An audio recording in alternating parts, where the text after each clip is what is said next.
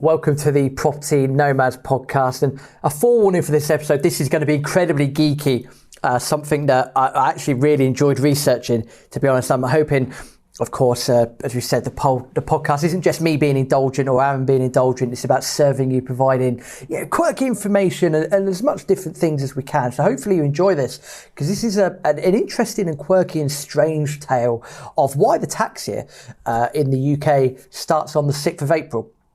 Hear us out.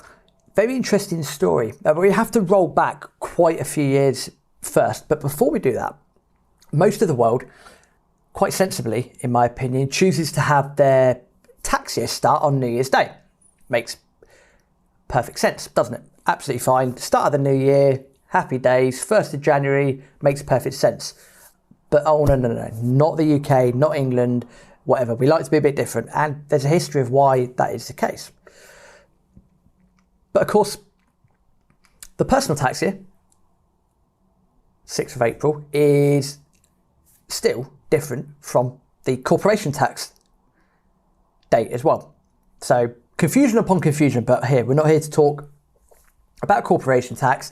This is how does or why does the UK have the 6th of April as its start date for the personal tax year. So we need to roll back a few centuries, and back in the good old days, so 15th century before whenever, the year used to be divided into quarters, effectively. And obviously December the 25th is Christmas, but March the 25th, which is also known as Ladies' Day, was the start of the new year in England. Now, sorry for interchanging between England and the UK. The reason for that is obviously the Act of Union didn't happen until 1707.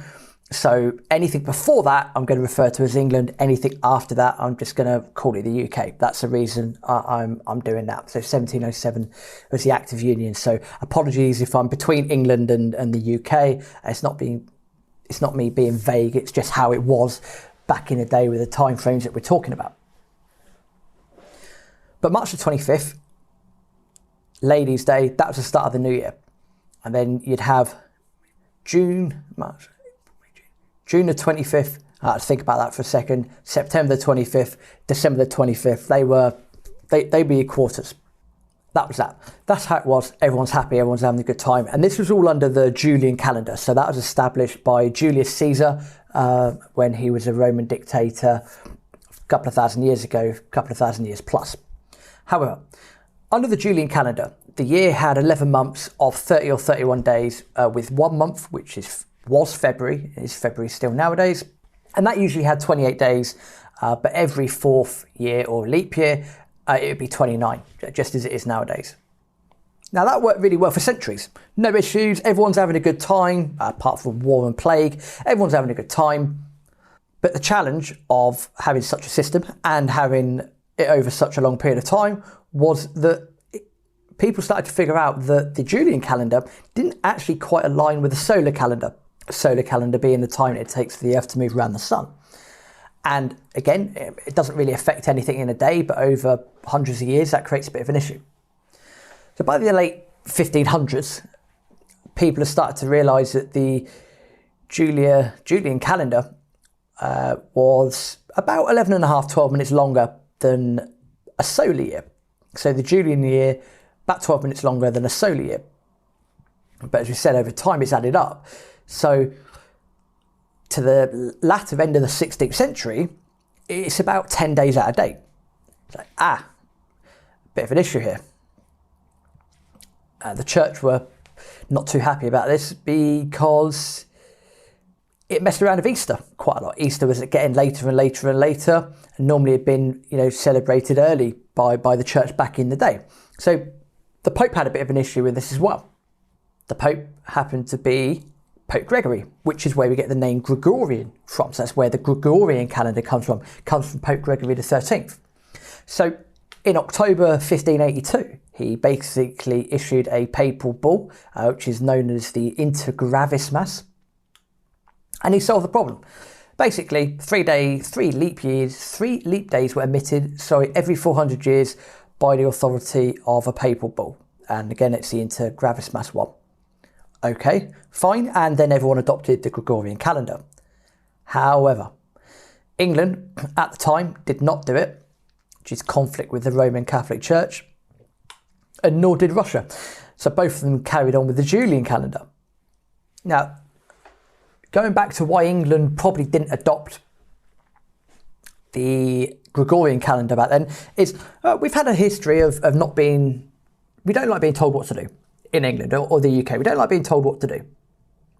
I'm not going to mention Brexit. We just don't like being told what to do. We've always had this attitude of, meh, bollocks, if you tell us to do it, we ain't doing it. But back then, Tudor period, we're talking, the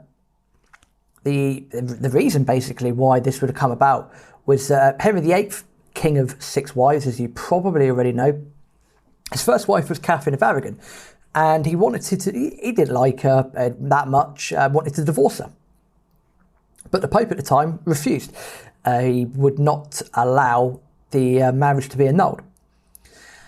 And apparently, Anne Boleyn, who was Henry VIII's second wife, said supposedly to Henry VIII, well, you know, I love you, I want to marry her, but you know, if the Pope's not going to annul your first marriage, then you know, why not just break away from the church? Why don't you create your own church? Henry VIII, being Henry VIII, went, oh yeah, that's a good idea. Boom, next thing you know, Church of England. Stick 2 fingers up to the Pope. I ain't listening to you. I'm going to crack on. I'm going to get rid of my first wife. I'm going to marry my second wife. Then I'm just going to behead her a few years later for, you know, being adulterous. Good old 16th century. That, of course, ruffled the feathers of Rome. They didn't like that at all. And this is probably why, when in 1582, Pope Gregory is saying, hey, look, guys, we've got to change to this Gregorian calendar now. England at the time, under Elizabeth I, probably went, nah, bollocks, we're not doing that, up yours, see you later. However, let's fast forward 170 years. We're now 1752. Talking the United Kingdom. They're still on the Julian calendar. Challenge is that England's now, or the United Kingdom, whatever, is 11 days out of alignment with the rest of Europe. God only knows what that would have made trade like back in the day. So they kind of said, Parliament kind of said, well, we're going to have to change this. This isn't good. Not good at all. We're going to have to change it. So the decision was made at the start of 1752. I think it's called the Chesterfield Act or the Chesterton Act, something along those lines of that time.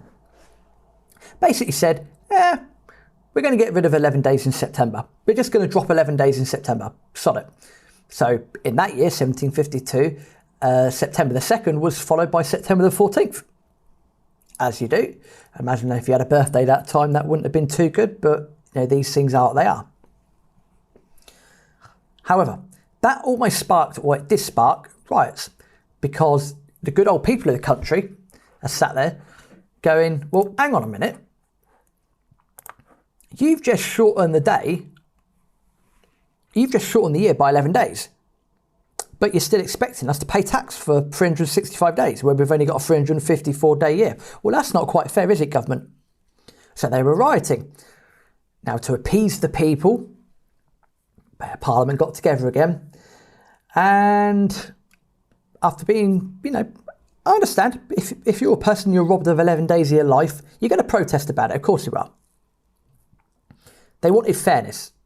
If we're going to have, you know, align it basically, either charge us 354 days tax or sort it out, make it 365 days. Treasury being the Treasury were a bit concerned, and they didn't want to, you know, mess around and not get tax, want to get as much tax as possible. They basically convened and said, like, hey, hang on a minute, let's make it 365 days. Let's make the tax year 365 days. So basically, because the government had taken away 11 days, the Treasury decided in 1753 to add 11 days. So the start of the year, start of the tax year, which again was traditionally the 25th of March, remember, that hadn't changed, plus the 11 days was magically moved to the 5th of April. Problem solved. But you're probably thinking now, well, Rob, actually, number one, this is quite exciting. I'm actually enjoying this podcast. Number two, Rob, but you said the 6th of April, but we're only talking the 5th. Good point, well made. So that's 1752, 1753, problem solved. 5th of April is. But Treasury got together in 1800 and kind of realised that, hang on a minute, we're, 1800's a leap year in Julian calendar, but not the Gregorian calendar. So we're kind of doing ourselves out of a day of tax here. This isn't good. We want to get as much tax as possible, please. So they put a decree together and basically said, we're not going to do ourselves out of another leap year or another day of tax because of the difference between the two calendars. So we're just going to move everything forward by a day. They moved it to the 6th of April. Voila.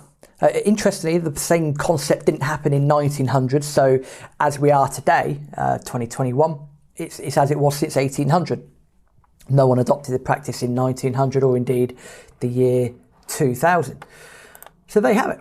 That is why the personal tax year is the 6th of April. I told you it would be quite a bizarre story. But interestingly on that, as I touched to at the start, the corporation tax year in the UK is completely different. And interestingly, I haven't actually looked into why this is the case, but I thought it was interesting when I found it, that the UK government's own financial year runs from the 1st of April to the 31st of March. So again, completely different. Hey-oh.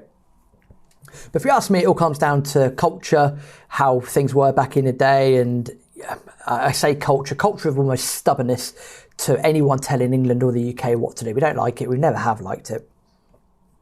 And hey-ho, that is why April the 6th, that is why April the 6th is the start of the personal tax year here in the UK.